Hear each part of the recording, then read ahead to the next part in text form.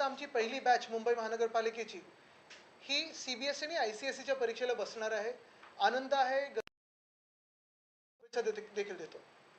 हे सगळं होत असताना एका बाजूला जुनी जी कामं झालेली आहेत, मग महाविकास आघाडीच्या काळात असतील किंवा आम्ही मुंबई महानगरपालिकेच्या असतील, हे का बाजूला, आणि दुसऱ्या बाजूला आपण पाहतोय गेली 2-2.5 वर्ष ही घटनाबाह्य सरकारची आणि आता हे काही महिने हे भाजप सरकारचे.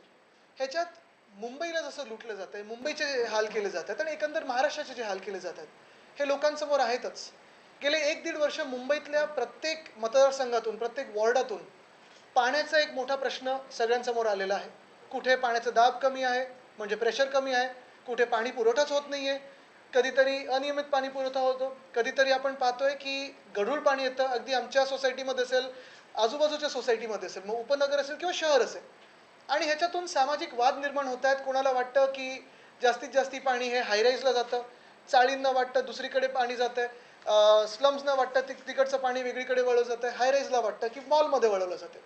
पण एकंदर मुंबई महानगरपालिकेकडून अनेकदा हा प्रश्न विचारून पण आणि मागच्याकडे पण आपण पाहिलं असेल, DPC मध्ये पण हा प्रश्न विचारला गेला, आम्ही अनेकदा हाऊसमध्ये हा प्रश्न विचारला आहे की पाणी नेमकं मुंबईचं गेलंय कुठे आणि हे गढूळ पाणी काय येतं सगळीकडे, अजूनही उत्तर आलेलं नाही आहे.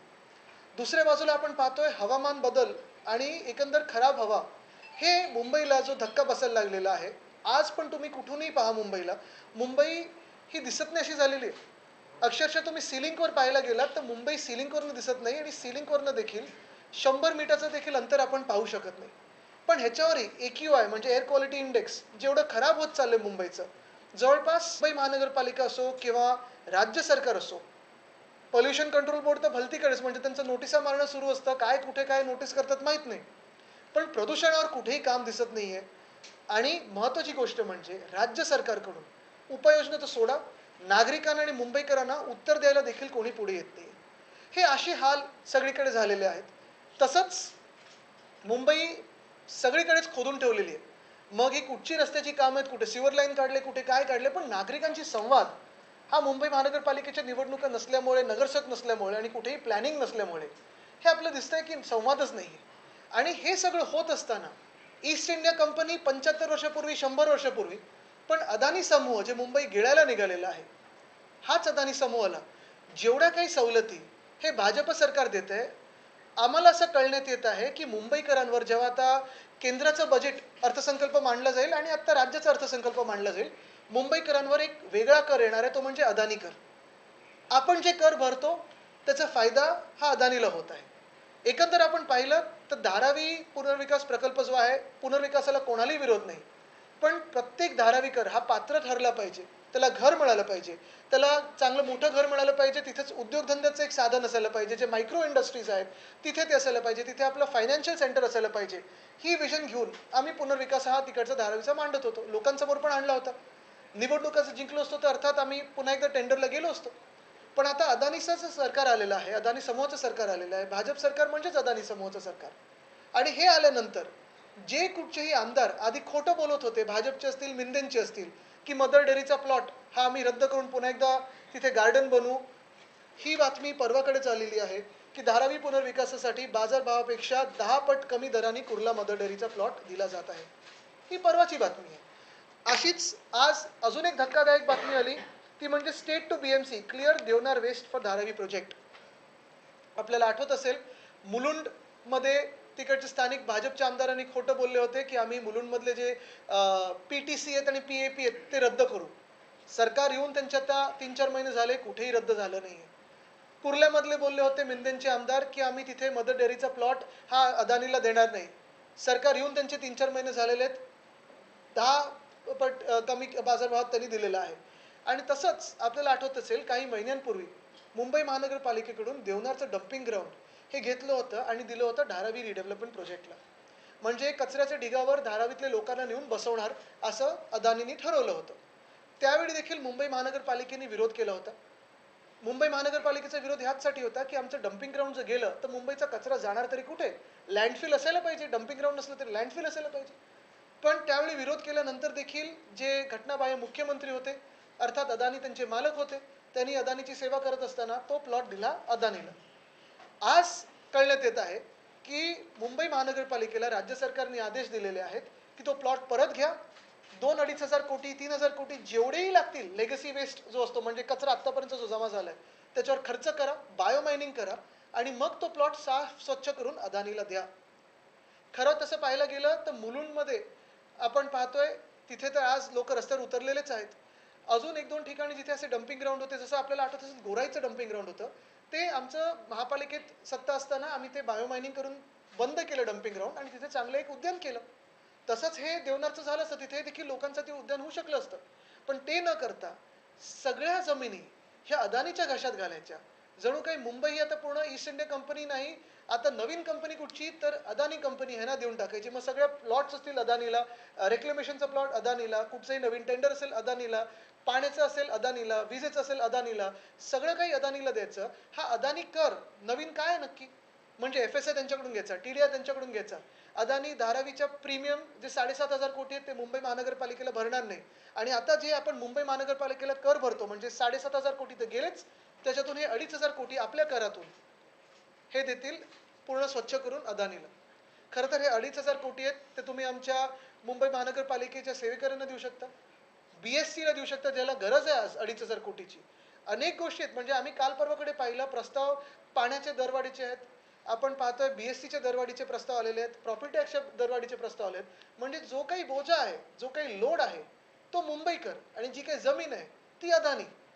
हा कुठचा न्याय भाजपने आणलेला आहे. आणि ह्याच्यातच जर मुंबईकर आक्रोश करत रोषातून उतरले रस्त्यावर तर ह्याला जबाबदार पूर्णपणे भाजप आणि त्यांचे खरे मालक म्हणजे अदानी हे ठरतील.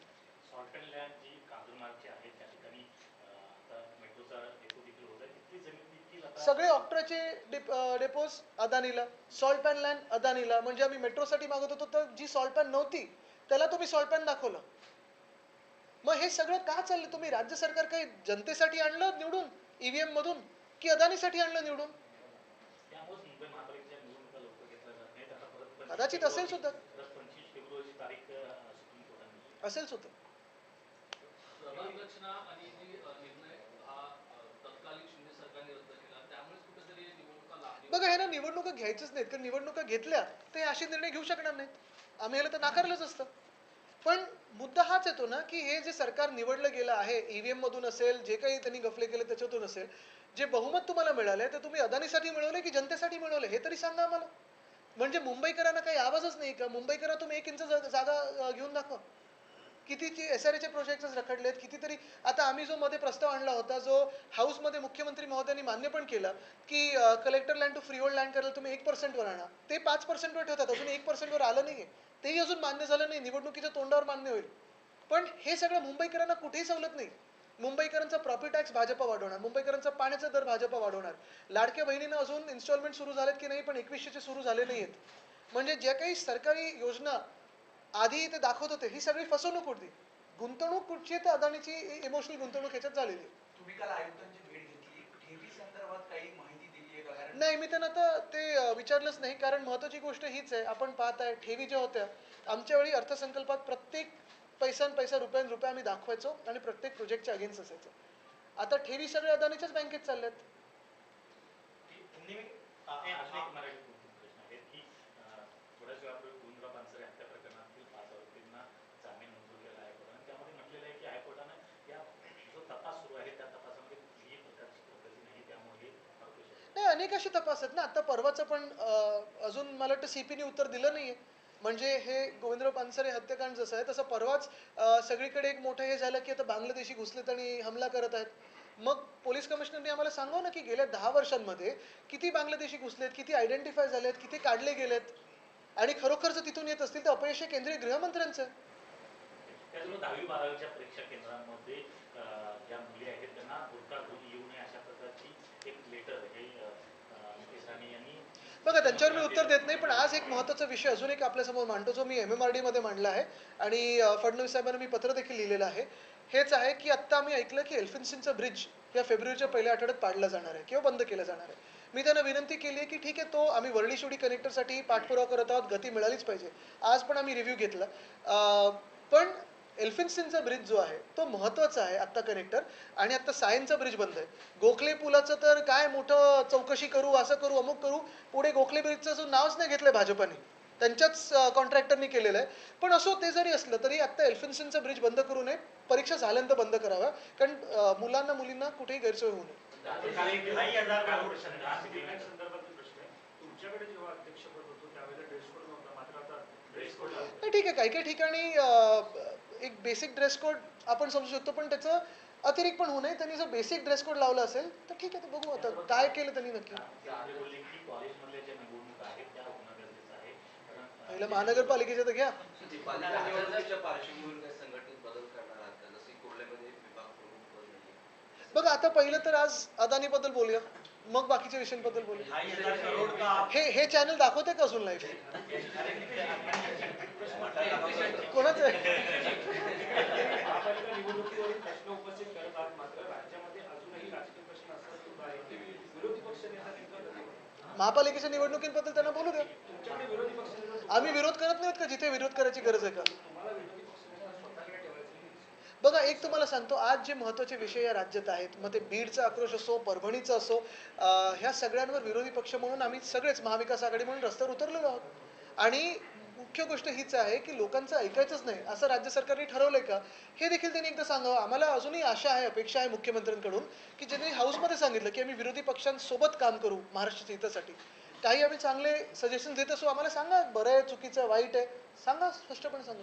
धनंजय मुंडे अजूनही राजीनामा देत नाहीत, नैतिकता म्हणून. त्यांना प्रोटेक्शन कोणाचं आहे? मंत्रिमंडळात कुठच्या हे प्रोटेक्शन आहे?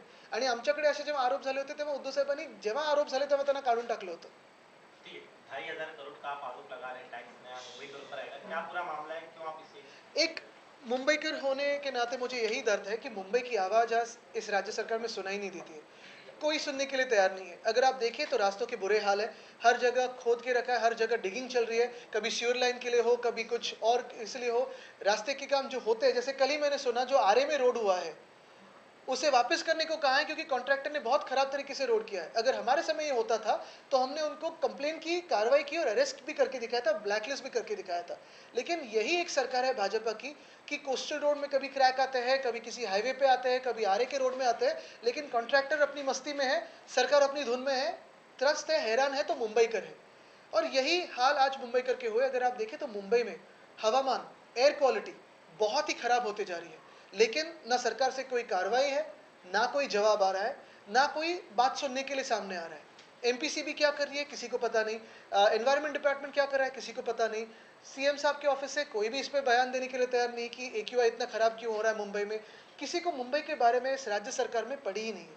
और ये होते हुए मैं यही सवाल पूछना चाहता हूँ कि जो भारी संख्या में आप जीत हासिल की है आपने, फिर वो ईवीएम की जीत हो या जो भी हो, जो भी जुगाड़ आपने किए हो, वो जनता की सेवा के लिए किए हैं या अदानी जी की सेवा के लिए किए हैं? अदानी जी ये कोई इंडिविजुअल टारगेट नहीं है हमारा, लेकिन जो भी कंपनी मुंबई को खाना चाहती है, मुंबई की जो ज़मीन है वो पूरे अपने हिस्से में करना चाहती है, जैसे ईस्ट इंडिया कंपनी थी वैसे ही है, उससे भी खराब शायद कंपनी हो. हमने विरोध किया था वो अदानी समूह को धारावी के नाम पे मुंबई अपने हिस्से में करने के लिए. अगर आप देखें तो धारावी रीडेवलपमेंट को किसी का विरोध नहीं है, लेकिन हमारी यही मांग है कि हर एक धारावीकर को अपने हक का घर मिले, अच्छा घर मिले, उनके जो व्यवसाय है, पारंपरिक व्यवसाय है, वो चलते रहे, वहाँ फाइनेंशियल सेंटर भी आए.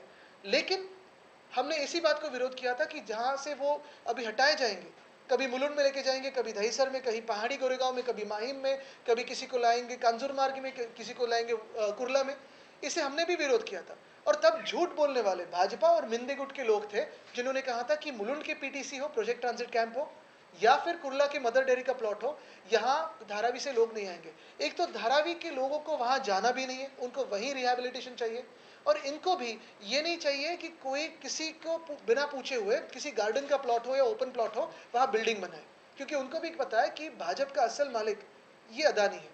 आज अगर आप देखें तो 3-4 दिन पहले की ये न्यूज़ है, ये खबर है कि धारावी पुनर्विकास के लिए 10% कम रेट में मदर डेयरी का प्लॉट दिया गया है. 10% कम, और 10% नहीं, 10 गुना कम. प्रतिशत तो बहुत कम होता है, 10 गुना कम. ये गुना पे गुना चढ़ते जा रहे हैं, 10 गुना कम. और आज ये खबर आई है कि देवनार का जो डंपिंग ग्राउंड था उसे बीएमसी का विरोध होते हुए भी डीआरपी को दिया गया, धारावी रीडेवलपमेंट प्रोजेक्ट को दिया गया, और आज स्टेट ने कहा है कि 3,000 करोड़ खर्चा कीजिए, इस पे क्लीन कीजिए, यानी ये पैसा मुंबई करों का है, ये कर हमारा है, ये इसी पैसे से क्लीन किया जाएगा और वापस धारावी अदानी को दिया जाएगा, ये देवना डंप अदानी को दिया जाएगा। क्यों? क्या अदानी जी खुद खर्चा नहीं कर सकते? जिस जमीन को उन्होंने जोर जबरदस्ती लिया है उस पर खुद खर्चा नहीं कर सकते? एक तरफ आप देख रहे हो, अगर मुंबई में किसी को टीडीआर खरीदना है, अदानी के पास जाओ, किसी को एफएसएल लेना है, अदानी के पास जाओ, घर खरीदने, अदानी के पास जाओ, बिजली का बिल ज़्यादा है, अदानी के पास जाओ, 7,500 करोड़ का प्रीमियम जो है बीएमसी को उनका ड्यू है, वो नहीं भरेंगे अदानी साहब, और आज हम ये सुन रहे हैं कि 2,500 करोड़ 3,000 करोड़ हमारे पैसों से खर्चा होगा और यही ज़मीन दी जाएगी अदानी साहब को। ऐसा क्यों हो रहा है? मैं तो ये सुनने मुझे ये सुनने आ रहा है कि जब ये अभी नेशनल बजट और स्टेट का बजट आएगा, मुंबई करों पे और एक टैक्स लगने वाला है, उसका नाम होगा अदानी कर, क्योंकि सारे जो पैसे हैं मुंबई के हो, महाराष्ट्र के हो, वो अदानी के ही खाते में जा रहे हैं। अगर बीएमसी चुनाव होते और आपकी सरकार आती है बीएमसी में, तो क्या ये बीएमसी चुनाव करने के लिए तैयार ही नहीं है, क्योंकि ये सारी चीजें बिल्कुल, क्योंकि ये सारी चीजें माननी ही नहीं, होगी नहीं। इसके अलावा आप लोगों ने विद्यार्थियों को अपलिफ्टमेंट के लिए आईसीएसई सीबीएसई बोर्ड लाया था, अब वो पहला एग्जाम देने जा रहे हैं, लेकिन बुर्का पहन के विद्यार्थी गर्ल्स स्टूडेंट्स नहीं जा सकते सेंटर में, इस तरह की मांग सरकार। देखिए, मैं जो यही बात कहना चाहता हूँ कि शिक्षा हर एक का अधिकार होता है, हर एक का हक होता है, और हमारी जो एक विचारधारा थी उसमें जो कोई बच्चा या बच्ची जिस भी कक्षा में हो, उनका ये अधिकार है कि दुनिया में सबसे अच्छे जो बोर्ड्स होते हैं या देश में सबसे अच्छे जो बोर्ड्स हैं, उनको वो बोर्ड्स की परीक्षा देने का अधिकार होना चाहिए। व्यवस्था हमने की थी, सीबीएसई, आईसीएसई, आईबी, आईजीसीएसई, ये सारे बोर्ड्स एसएससी के साथ लाए थे।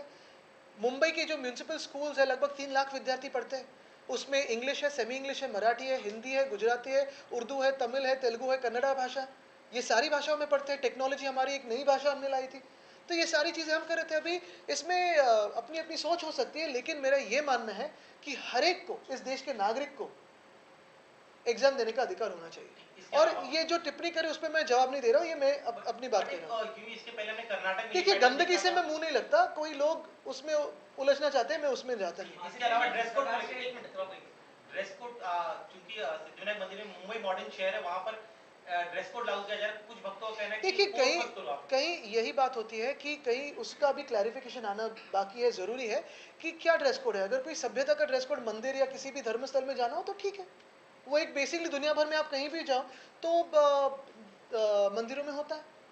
आदित्य, जिस प्रकार से महाकुंभ शुरू है, आज बहुत ही खराब अवस्था इस प्रकार से भगदड़ मची, कई लोग घायल, लोगों की मौत हुई, इस घटना को आप किस तरह से देख रहे हैं? नहीं, देखिए, इसमें 2-3 चीज़ें हैं। एक तो जिनकी मौत हुई उनको तो श्रद्धांजलि अर्पित करते ही है, जो घायल है हम यही प्रार्थना करते हैं कि जल्द से जल्द वो ठीक हो जाए और वहाँ दर्शन ले पाए। लेकिन ये व्यवस्था पे काफ़ी सारे प्रश्न चिन्ह ये करता है, निर्माण करता है। जितना खर्चा एडवर्टाइज पे हुआ है, जितना खर्चा वीवीआईपी सर्विसेज पे हुआ है, हमारी यही उम्मीद है कि जैसे वीवीआईपी को इतनी सर्विसेज दी जा रही है, आम जो नागरिक है, जो भक्त है, उसे भी उतनी सर्विस दी जाए। सरकार 10,000 करोड़ खर्च किए थे, लेकिन जमीन पर चूंकि नहीं, वहाँ के जो मुख्यमंत्री जी, उन्होंने इस पे, मैं यही अपेक्षा करता हूँ कि कुछ बयान देंगे इस पे। आदित्य, जिस प्रकार से दिल्ली इलेक्शन चुनाव है, खर्च हा कुंभमेळ्यासाठी करण्यात आलेला आहे आणि आता जवळपास त्यांच्याकडे अजून नागरिकांचा तिकडे मृत्यू झालेला आहे. नाही, दुर्दैवी आहे. आम्ही जसं सांगितलं की एक तर श्रद्धांजली अर्पित करतो जे गेले ते, जे जखमी असतील ते लवकरात लवकर बरे होऊन पुन्हा एकदा तिथे दर्शनाला जावे. पण महत्त्वाची गोष्ट ही की एवढा सगळा खर्च होऊन, एवढं सगळं ॲडव्हर्टायझिंग होऊन, जेवढं व्हीव्हीआयपी सर्व्हिसेसवर लक्ष दिलंय, तेवढीच आमची अपेक्षा आहे आणि खात्री आहे की इतरांसाठी पण केलं असेल. Despite BMC opposing the decision to hand over Devnar dumping ground, it is now being handed over. How will Mahavikas Aghadi oppose this decision? I think Mumbaikars will eventually come out on the street despite any people trying to hold them back. If you see, Mumbai has been facing absolute injustice and a loot of its land and taxes at the hands of the Adani Group. Be it the Dharavi redevelopment project, which under the garb of redevelopment is only looting lands in Mumbai, be it in Dharavi, be it in Mulund, be it in Kurla, be it in Ghatkopar, be it in Kanjurmarg, be it in Worli, be it in Mahim, be it wherever. The problem is not with redevelopment. The problem is with the loot of this land. Be it the exemption of paying premiums to the tune of almost 7,500 crores, or then this land in Kurla being given at 10 times less the cost of the mother dairy, or this Devnar project. Now, the point is, if you're spending 3,000 crores on biomining and giving it back to Adani Group, why can't the Adani Group spend it once it's with them?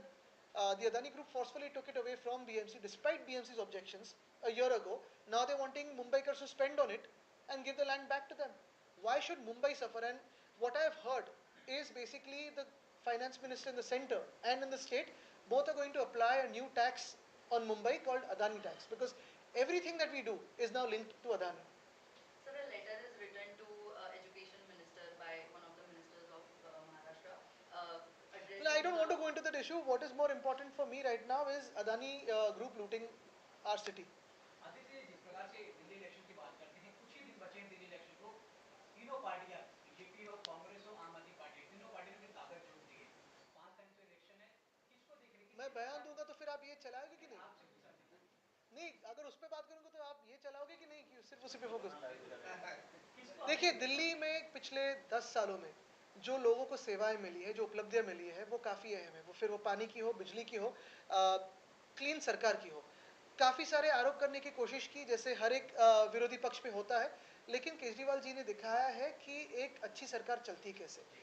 फिर वो उनके मोहल्ला clinics हो, उनकी शिक्षा की व्यवस्था हो, schools हो, काफ़ी सारी चीज़ों पे अच्छी काम हुआ है। और अगर आप एक दिल्ली एक महत्वपूर्ण राज्य है, उसकी अगर बात करने जाए तो मुझे लगता है, और ये मेरी उम्मीद रहेगी, कि जिन्होंने काम किया है, जैसे आम आदमी पार्टी है, उनको ही जिताया जाएगा। ये हमारी उम्मीद है और ये विश्वास भी है। क्या आप लोग